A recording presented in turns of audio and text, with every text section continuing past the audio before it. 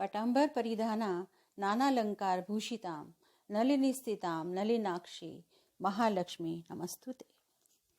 बहनों, आप सभी का कृष्ण आस्था प्रमिला चैनल पर हार्दिक स्वागत करती हूँ। आज हम 14वां अध्याय श्रवण करेंगे। उसके पश्चात में धन त्रयोदशी पर चर्चा करेंगे। तो आइए सुनते हैं। शिवजी के गणों और जलंधर का युद्ध।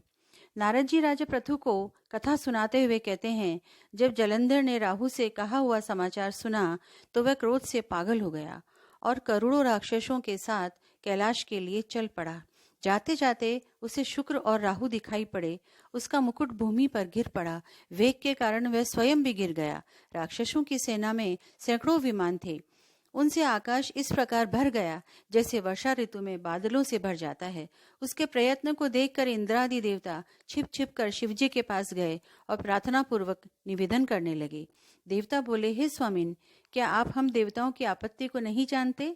हम बड़ी विपत्ति में फंसे हैं। हे प्रभु, कृपया आकर समुद्र के पुत्र जलंधर से हमारी रक्षा कीजिए। देवताओं के वचन सुनकर शिवजी ने हंसकर विष्णु भगवान को बुलाकर कहा, हे श्री हरि विष्णु, युद्ध में आपने जलंधर को क्यों नहीं मारा?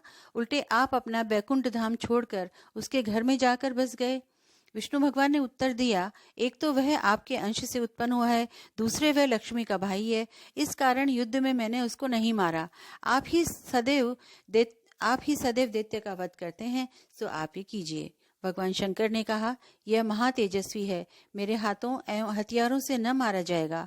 आप श्री हरि विष्णु सब देवताओं सहित अपने तेज का अंश मुझे हथियार बनाने के लिए दें।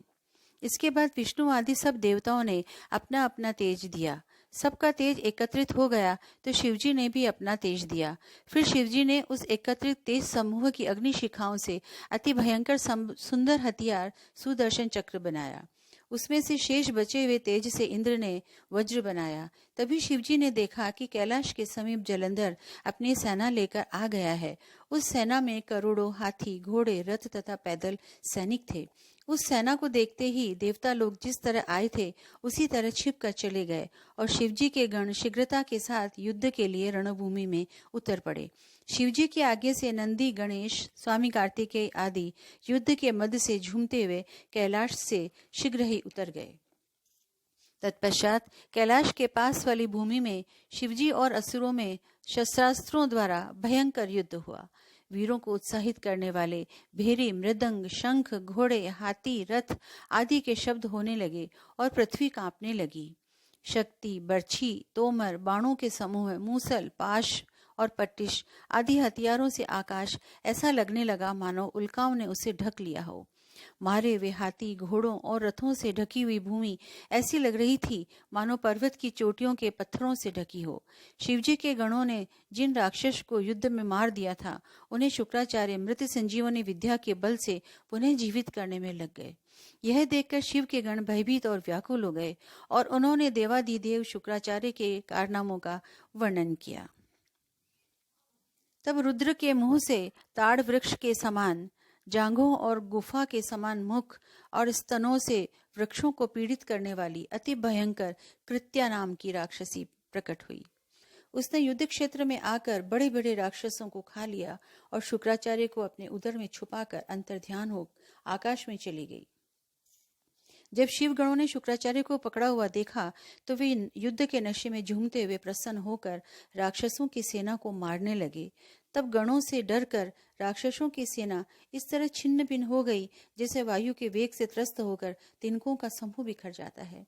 गणों के भय से भागी हुई सेना को देखकर शुम्भ और निशुम्भ दोनों सेनापति और बलवान कालनेमी क्रोधित होकर युद्ध के लिए गए। तीनों महाबली वर्षा ऋतु के बादलों की भांति बाण वर्षा करते हुए गणों की सेना को रोकने लगे। असुरों के बाणों का समूह आकाश में चारों ओर इस तरह छा गया जैसे चिड़ियों का समूह छा जाता है। इससे गणों की सेना कांपने लगी। सेनापतियों के बाणों से उनके शरीर बिंध गए और उनसे रक्त की धारा बहने लगी। तब वे गण ऐसे कांपते थे जैसे वसंत ऋतु में डहाके के वृक्ष पर लाल रंग के फूल दिखाई देते हैं। उस समय सभी गण घिरकर या गिराए जाकर संग्राम भूमि को छोड़कर छिन्न भिन्न होकर भाग निकले।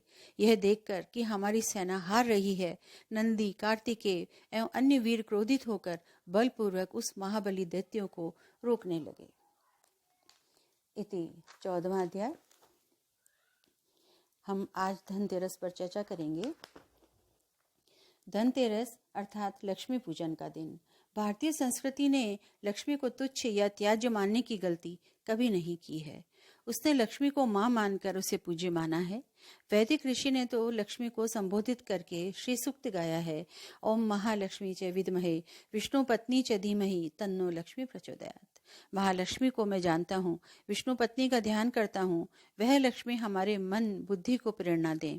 कार्तिक कृष्ण त्रयोदशी को ही धनतेरस कहा जाता है। इस दिन लोग सतेल स्नान करते हैं, यानी तेल लगाकर स्नान करते हैं। व्यापारी लोग अपना हिसाब किताब नया शुरू करते हैं और बही खाता तथा रोकड़ एकत्रित करके उनकी पूजा करते हैं। दीपमाला इसी दिन से जलाई जाती है और 5 दिन तक बराबर जलाई जाती है। पीयूष पाणी भगवान धन्वंतरी के नाम से कौन सा अक्षर अपरिचित होगा। संसार के रोगार्थ प्राणियों के लिए अमृत कलश लिए हुए समुद्र मंथन से उत्पन्न होने वाले धन्वंतरी ने संसार में आयुर्वेद विद्या का प्रसार कर जो महान उपकार किया है, वह किसी से छुपा नहीं है।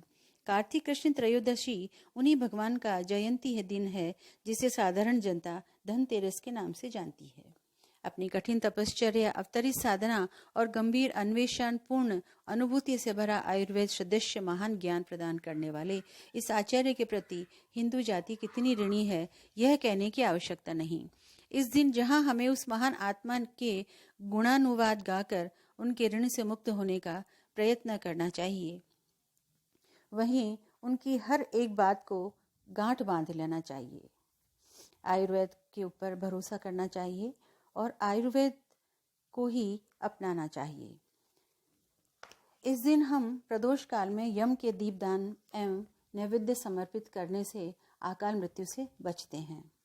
किंतु इस दिन धनतेरस रात 9:30 बजे से लगती है, अर्थात 9:30 बजे से आप 10 बजे तक या और आगे तक भी आप पूरी रात रखी हुई है, जितनी आपकी इच्छा हो, लेकिन 9:30 बजे से हम यम का दीपदान आरंभ करेंगे। चौमुखी बत्ती लें, बड़ा दीपक लें, उसमें सरसों का तेल डालें और चौमुखी बत्ती लगा करके यम महाराज से प्रार्थना करें। घर के बाहर ये दीपक जलाया जाता है। यम महाराज से प्रार्थना करें कि हे यम महाराज, हमारा दीपदान स्वीकार करें, हमारे ऊपर कृपा करें और कोई अनिष्ट हमें छू ना पाए। हमारे परिवार पर सदैव अपनी कृपा दृष्टि बनाए रखें, कभी वक्र दृष्टि ना रखें। इस तरह से यम से हम प्रार्थना करें। तो क्योंकि इस बार छोटी दिवाली और बड़ी दिवाली दोनों ही एक साथ है, इसीलिए धनतेरस हम रात को, यानी कि दिन में द्वादशी और धनतेरस रात को 9:30 बजे से लग जाएगी। तो हम इसी तरह से इस बार दीपदान करेंगे। धन्यवाद बहनों। यदि आपको मेरी जानकारी पसंद आ रही हो तो कृपया लाइक, शेयर करें, सब्सक्राइब करें। धन्यवाद। बहुत बहुत आप सभी को दीपावली की शुभकामनाएं।